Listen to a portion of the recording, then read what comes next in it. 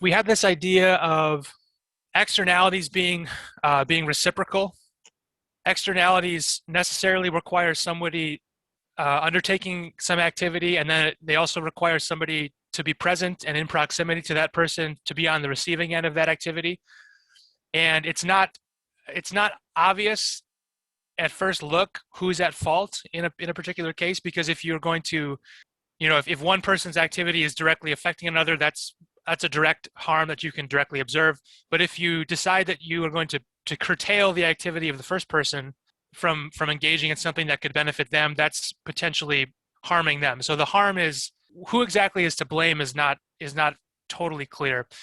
And Coase's insight was that if you can have these parties able to communicate with one another and negotiate with each other, they're gonna be the ones that are closest to the problem. They're the ones that know exactly both the benefits and costs to themselves as well as possible remedies. They're going to be very knowledgeable about that, much more so than a policymaker that's living in a far off city somewhere. And so there's a lot of efficiencies that can happen because of people on the ground being able to work out solutions for themselves. And it's not necessarily the case that a a kind of government top-down sort of approach is going to result in an efficient outcome. If there are sufficiently low transactions costs, those just involve any sort of costs that need to be incurred for the parties to reach some mutually agreeable bargain. That's either like the ease of communication or the number. If the numbers of parties involved are small, that's going to be something that makes transactions cost relatively low. If there's lots of parties involved, it's very difficult to organize. Anytime you have to get a big group of people together to agree on something, there's a lot of friction involved with that, and so transactions costs are high in cases where there's a lot of parties involved. So if you have the scenario where there's low transactions costs, Coase's insight is that can lead to a pretty good outcome, regardless of who initially has the property rights, regardless of whether the person undertaking the activity in the first place is allowed to continue doing so, or whether he has to stop and the other person can receive payment in order for the first person to start undertaking that activity. Regardless of how the liability is structured, having well-defined property rights over who is allowed to do what is something that will lead to an efficient outcome when there's opportunities to bargain. That's some of the Coasean ideas. So the Coase theorem, Coase never he didn't declare the Coase theorem. He didn't say my name's Coase, I'm going to write the Coase theorem. George Stigler, one of his colleagues at the University of Chicago, eventually took Coase's ideas and kind of first coined the term the Coase theorem, which is that if property rights are well defined and transactions costs are low, you can get an efficient allocation of resources even when you have effects from one party to another which were unintended. The converse of that is that if transactions costs are high, it's less likely that you're going to end up with an efficient solution. So there's the Coase theorem kind of has those two different ways of looking at it. You can have low transactions costs, you get efficiency. If there's high transactions costs, you're less likely to get efficiency. Okay, and then the like I said before, it doesn't matter if transactions costs are sufficiently low. It doesn't matter who gets the rights to do what. You're going to still end up at the same place ultimately, but the decision of who gets the rights will affect the distribution of the gains. It will affect how much one party benefits relative to the other. If you're the one undertaking the activity, you'd much prefer to have the default right to undertake that activity rather than having to pay in order to do it, and vice versa. If you're the other party, you much rather have the right to avoid whatever action the other person is taking rather than having to pay to make them stop. So I wanted to just point out, this was given in the book, but it's a really interesting case of the Coase theorem actually working out in real life. So one of the problems for New York City is that it gets its water from a very big uh, reservoir, and the reservoir has all kinds of land. Like the watershed for that reservoir is very large, so there's a lot of land area which any water that falls on that land um, eventually makes its way into the New York City water system. And so there's a lot of potential for pollution activities in upstate New York in the watershed to end up in New York City's water supply. And it's very costly for New York City to build filtration and treatment plants, or to upgrade them and maintain them. So that's a very expensive alternative in order to filter and treat all the water that comes into the New York watershed. That's a very expensive process. An alternative to building those expensive facilities is to make an agreement with landowners in upstate New York to curtail some of their activities, curtail some of their land development or land production activities, in order to make it less likely that pollution is going to end up in the water in the first place. So there's a lot of like farming in upstate New York, and anytime you also have like any sort of land development where you're paving something over and having either some kind of industry or just any kind of development, you get the potential for oils and other chemicals and substances to be produced on that land and leak into the water, and then eventually that water gets into New York City's water supply. And if you're smart about where you protect that watershed, so there's certain critical areas of that watershed where if you can prevent development from happening on those particular areas, you can prevent a lot of the pollution from getting into the water supply in the first place. And so New York City and upstate New York landowners over the agreement really started in around 1997, but there was talks starting in 1995 to try to come to some agreement about how to manage land upstate so as to be able to accommodate landowners upstate, but also be able to account for the fact that land development on that land results in a lot of water pollution for New York City. The city of New York and the landowners upstate were able to reach some agreements without coercion. These were mutually agreeable bargains that they were able to strike. There wasn't any sort of government mandate or government seizure of property or eminent domain powers that were used in this case. This was just the city of New York purchasing easements, meaning that they bought, they didn't buy the property outright, but they bought they paid the landowners in order to curtail their activities a little bit, not develop certain critical portions of the land, not farm in certain critical areas, in order to preserve the quality of the water. So this was a really interesting example of a real life case of some of this bargaining happening, where New York City could benefit substantially from not having to upgrade their treatment facilities. It was much cheaper for them to actually just buy out or purchase easements on some of this upstate land.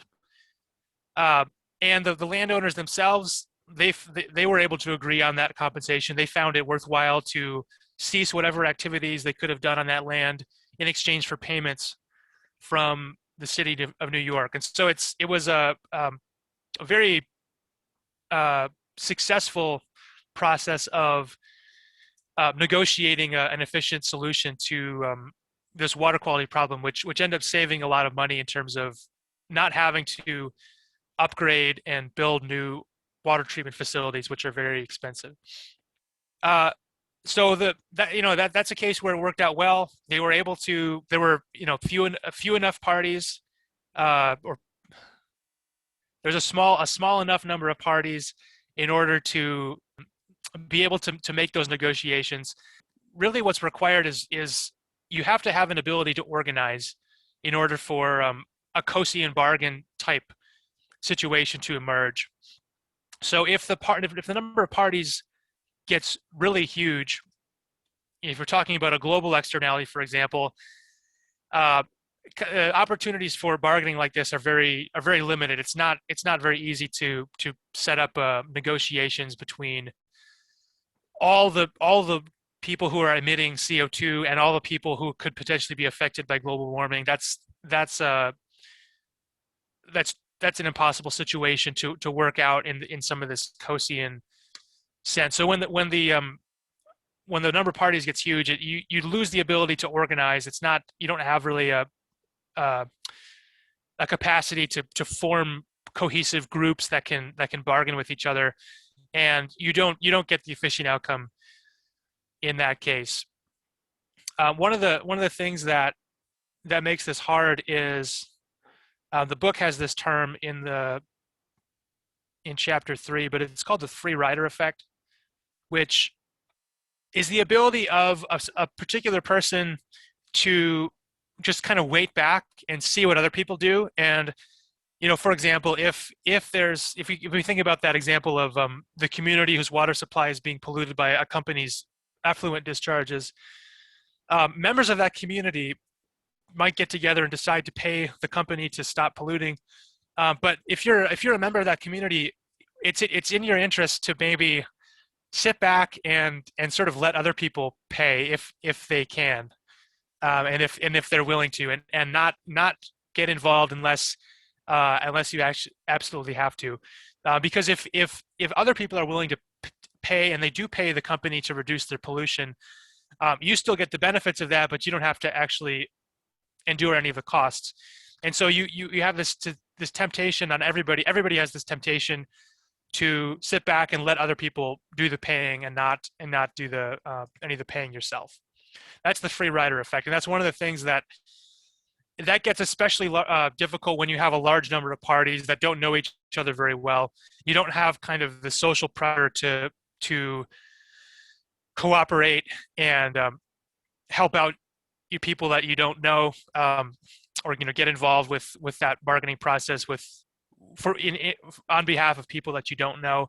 So the free rider effect can potentially be pretty large, especially when you have large groups that are trying to organize together to come to a negotiation with another party in a pollution context.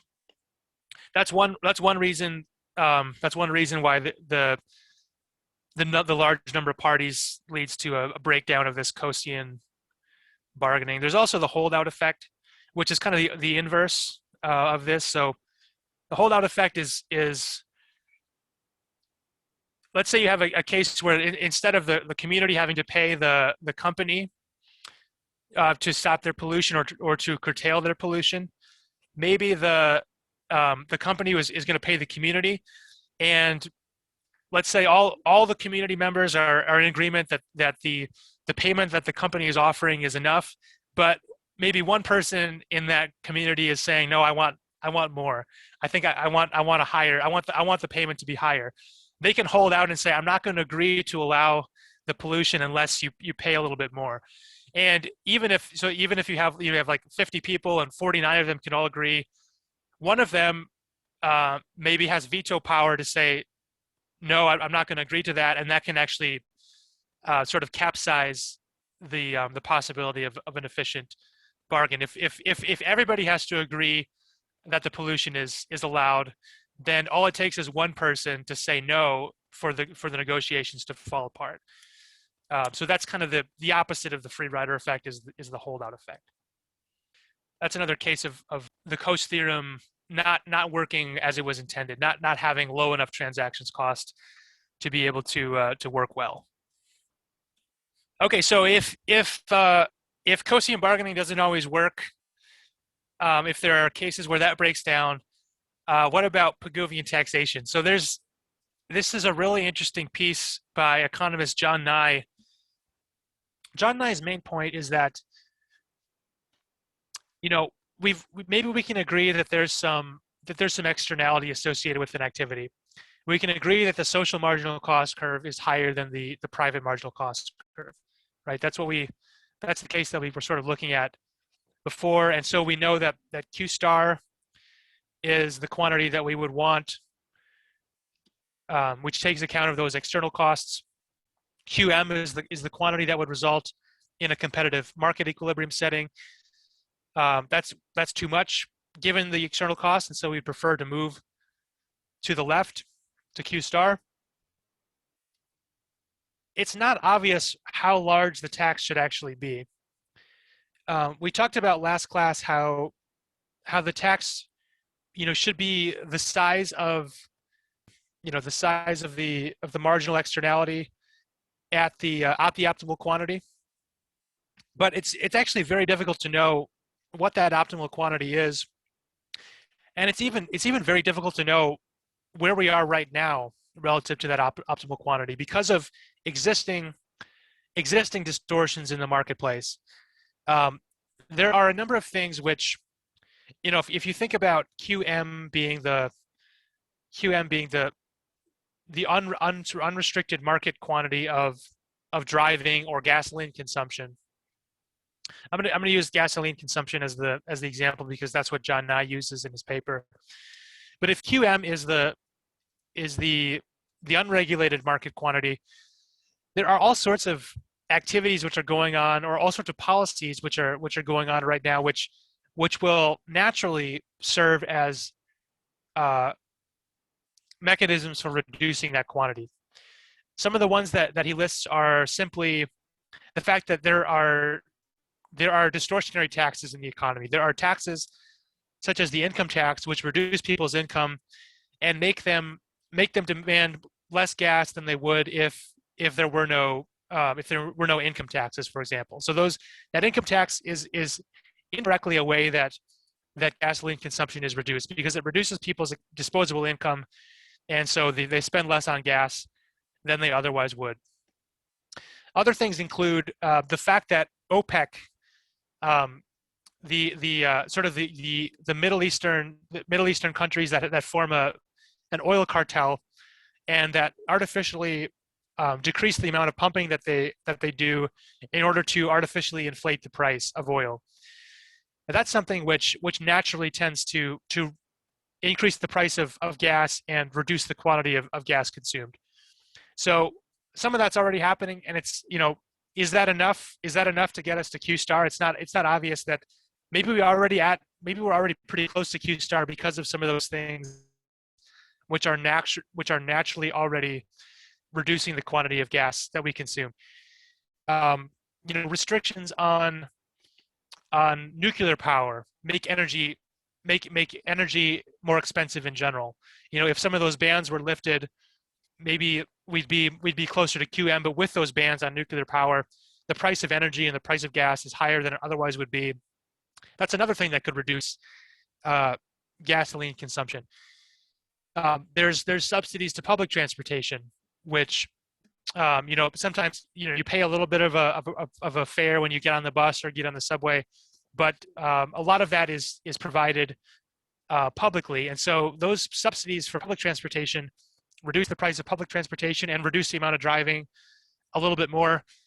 Again, that's going to be something that reduces the quantity below QM, and could be something that automatically would get us closer to Q star, and maybe it actually puts us at Q star to begin with.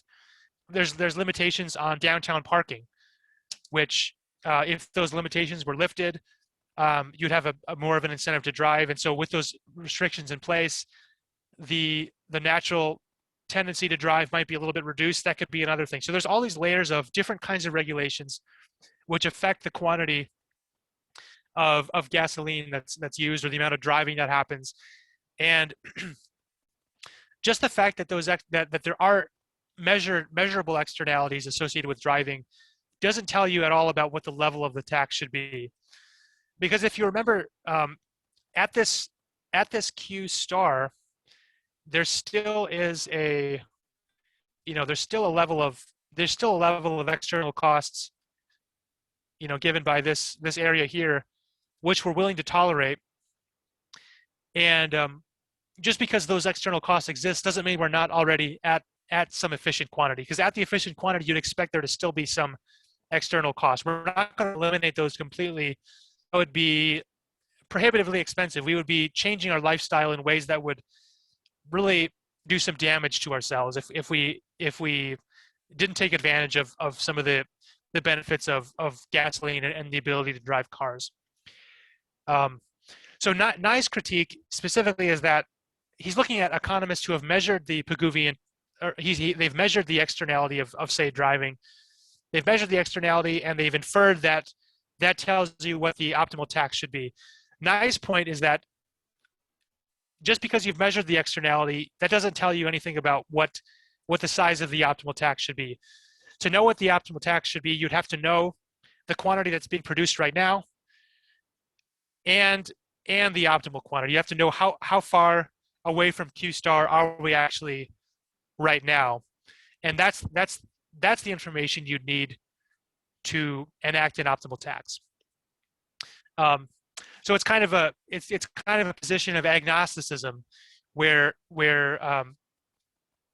we don't know what the optimal tax should be, and some of these other economists were measuring it and saying that they knew what the tax should be.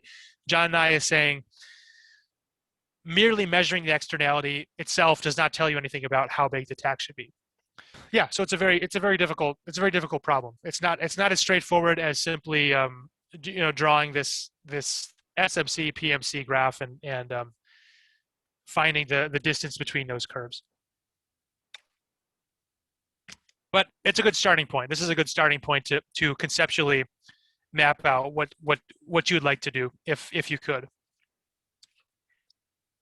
I want to kick off the next module on common property resources and public goods. I want to kick that off with a little bit of a game. So you should have received an email this morning from me with login information.